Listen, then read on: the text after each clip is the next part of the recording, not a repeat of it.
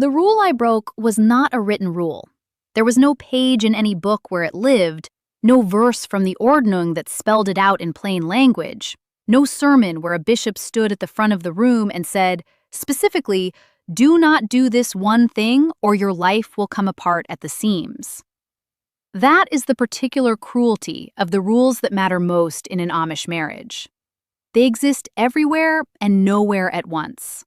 They live in the air of the community, in the careful silences of older women, in the slight shift of a mother-in-law's expression when she notices something that does not sit right, in the way the men talk after church beside the fence when they think the women are too far away to hear. I knew the rule the way I knew how to breathe, and I broke it anyway. I did not break it out of rebellion. I did not break it out of ignorance. I broke it because I was 23 years old and something inside me had reached the end of itself. Quietly, the way a candle burns down without anyone watching, and I did not know what else to do. What happened after I broke it lasted the rest of my life inside that community, and the shape of it I am still carrying now. Before I go further, I want to stop and say something honest. More than 90% of the people watching this right now have not yet subscribed to this channel. And I think about that sometimes. All the people who find these stories in quiet moments, late at night, or in the middle of an ordinary afternoon when something in the title caught at something they have been carrying. If that is you tonight, if something brought you here that you have not quite named yet, I hope you will subscribe and stay. It is free, and it keeps these stories, the ones that were never supposed to leave the farmhouse, alive for the people who need them. And while you are here, I want to ask you something in the comments. Have you ever broken a rule you did not even know was a rule until the moment you broke it? Tell me. I read every single one. Now let me tell you which rule I broke, and what it cost me, and why I would break it again.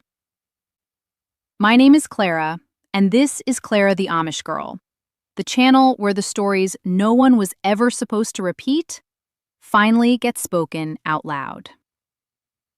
I grew up Old Order Amish in Geauga County, Ohio.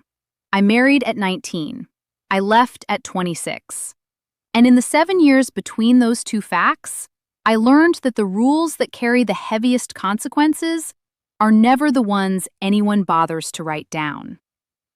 Let me tell you about the rule first. Then I will tell you how I broke it.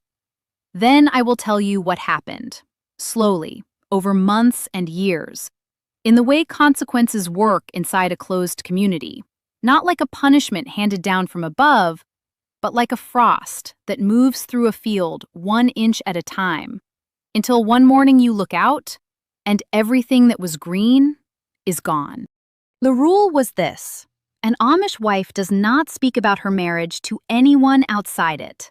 Not to her mother, not to her sisters, not to the women she quilts with on Thursday afternoons. She may hint. She may receive hints in return.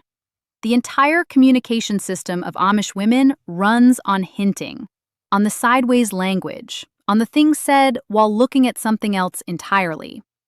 But she does not say plainly, out loud, in words that cannot be taken back, "My marriage is not what I was told it would be.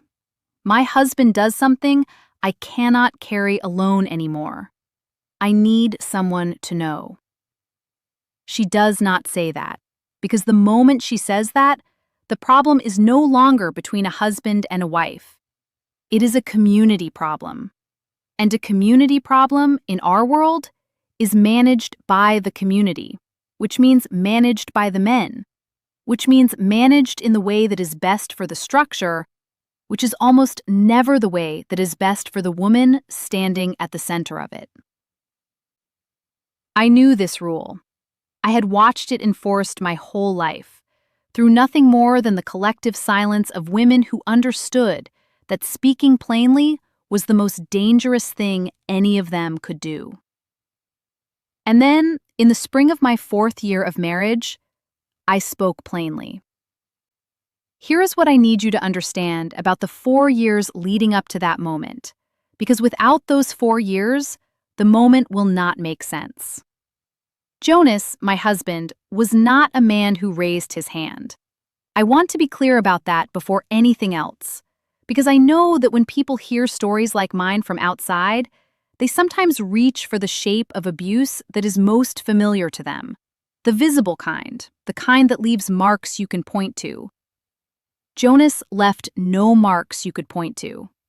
What Jonas did was quieter than that, and in some ways harder to survive, because it left no evidence except inside me, in the particular exhaustion of a woman who has been required, day after day, year after year, to become smaller and smaller, until she is not quite sure what shape she originally was. Jonas controlled the money. This is not unusual in our community. The husband manages the finances, and a wife has what she needs for the household because her husband provides it. But in our case, what I had for the household was always slightly less than what the household required. And the difference between what I had and what I needed was a gap I filled with silence, with going without, with the particular creativity of a woman who has learned to make a meal from almost nothing and call it enough. I did not have money of my own, not a single dollar I could touch without accounting for it, not a coin I could put in my pocket and call mine. Jonas controlled the information. What came into our house and what was spoken of inside it was managed by his moods, which moved in patterns I learned to read the way you read the sky before a storm. On good days, he was not warm exactly, but he was present. He spoke to the children. The house had a quality of functioning. On bad days, which came in clusters, he went silent in a way that had weight to it, a silence you could feel pressing against every room you moved through. The children felt it. They made themselves smaller on those days. I moved through my own kitchen with a constant low alertness, monitoring the temperature of every moment. Jonas controlled what I was allowed to need.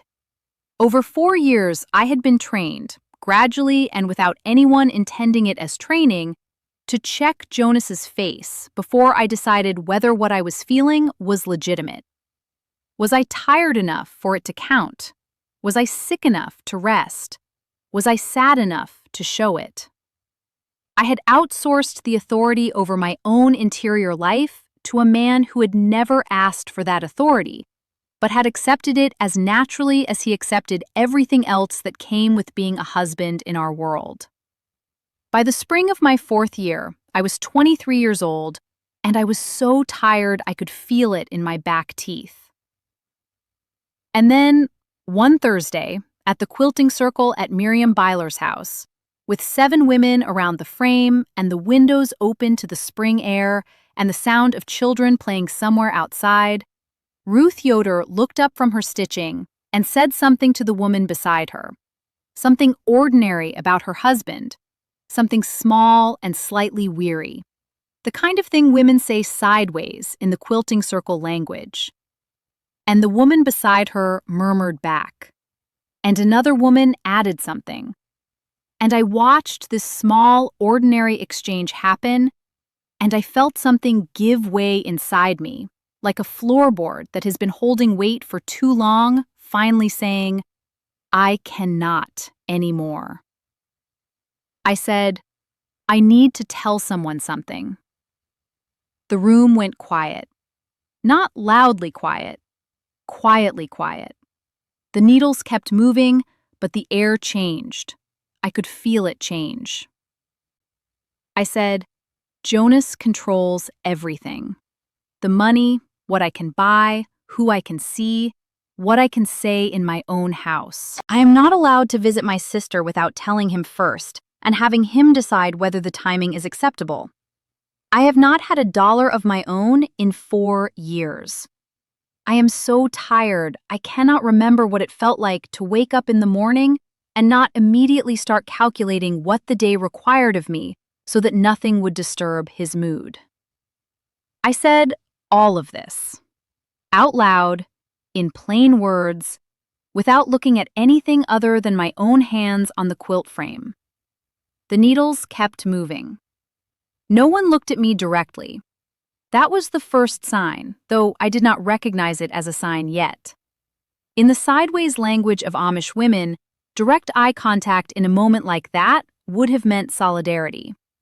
The continued looking away meant something else, something I would not understand until later. Miriam said, gently, that marriage was hard for everyone, and that Jonas was a steady man, and that perhaps I was tired, and perhaps things would look different after a rest. Another woman said that a wife who spoke of her husband's shortcomings outside the home was a wife who was breaking a covenant. She did not say it harshly. She said it the way you would say something self-evident, the way you would mention the weather. I drove home that afternoon knowing I had done something that could not be undone. I did not know the shape of what I had done yet. That came slowly, the way all the important things came in our community, sideways, gradually, in a series of small moments that did not look like consequences until you had collected enough of them to see the pattern. The following Sunday, 3 women I had sat beside at church for 4 years sat on the other side of the room. I told myself it was coincidence. The Sunday after that, the same 3 women, plus 1 more. I told myself I was imagining it. My sister-in-law Rachel stopped dropping by on Wednesdays. She had come every Wednesday for 2 years, she and her children filling my kitchen with noise and company that I had not understood was keeping me sane until it stopped. I sent word asking if everything was well. She sent back that she had been busy.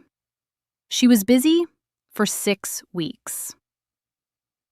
My own mother came to visit and sat at my table and drank her coffee and looked at me with that careful, measuring look of hers and said, "Clara, I heard you have been having a hard time." I said, "I have been having a very hard time." She nodded. She said, "Marriage is hard for everyone.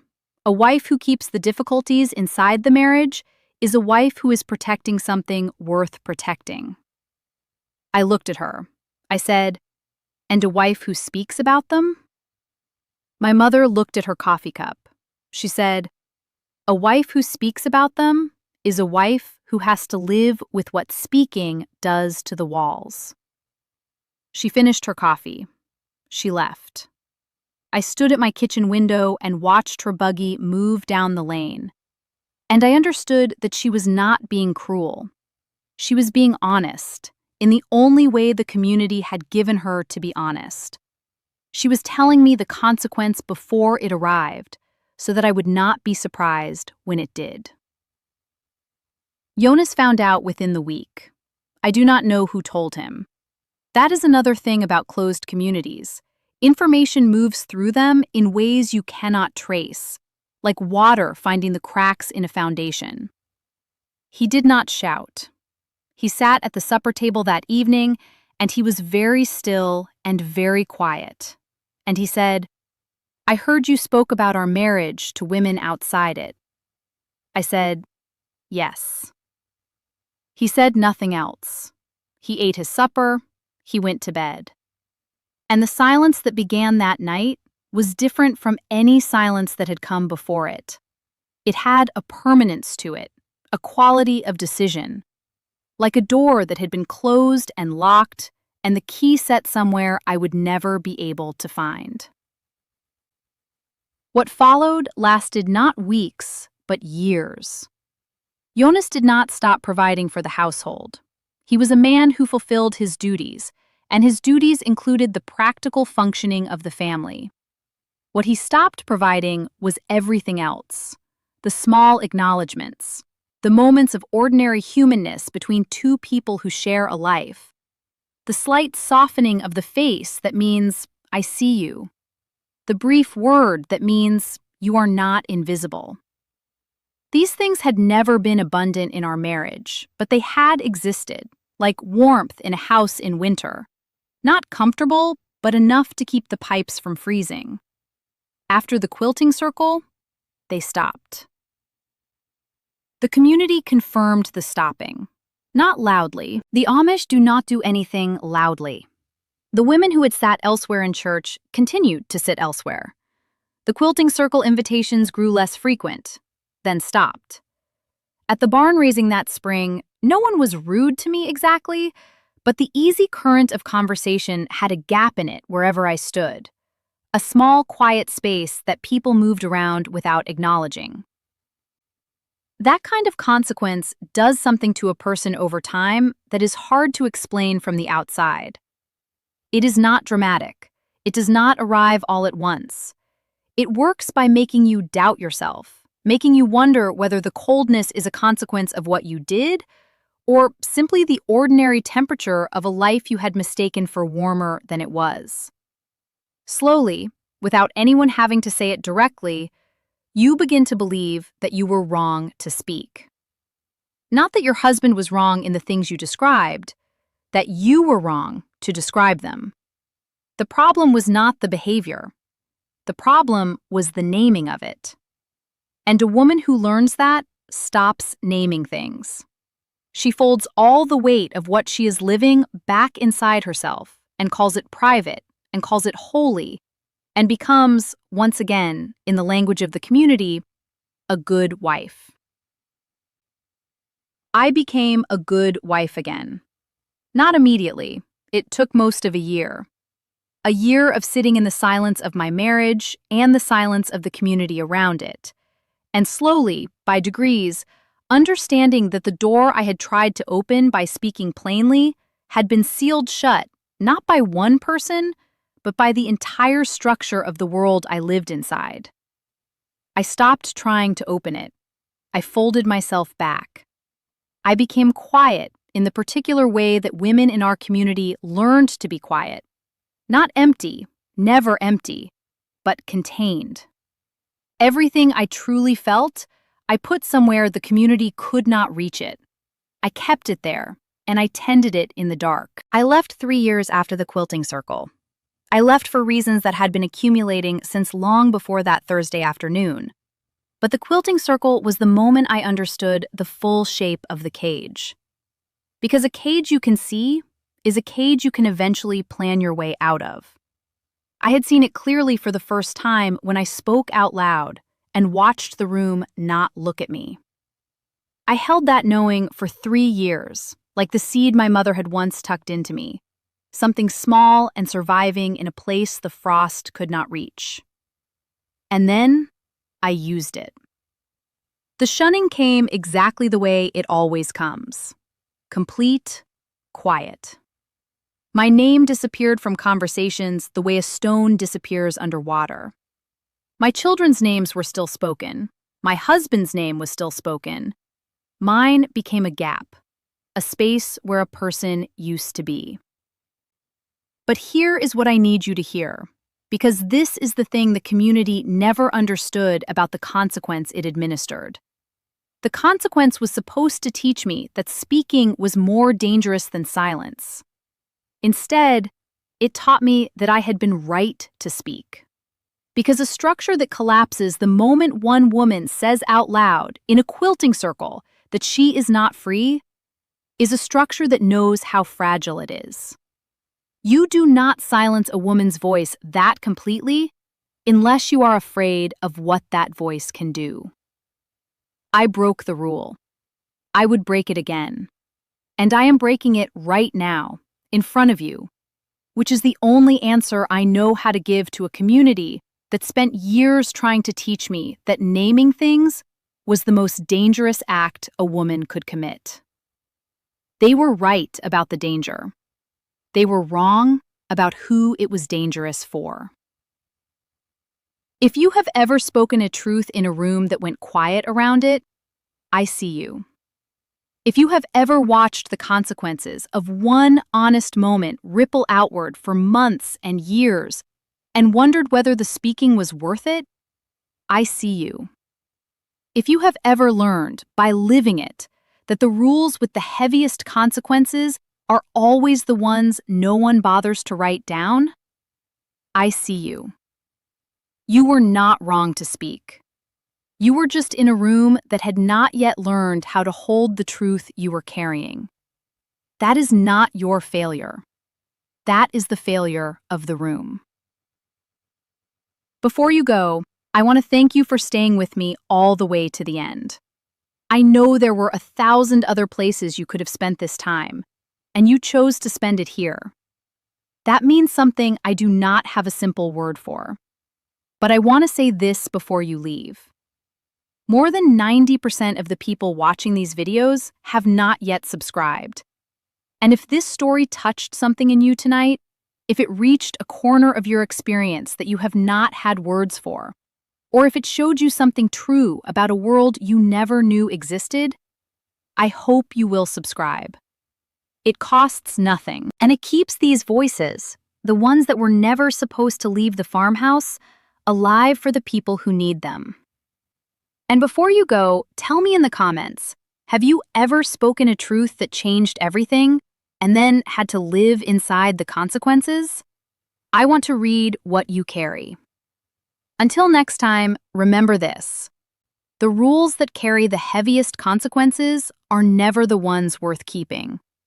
And a room that goes quiet when you speak the truth is a room that needed to hear it most.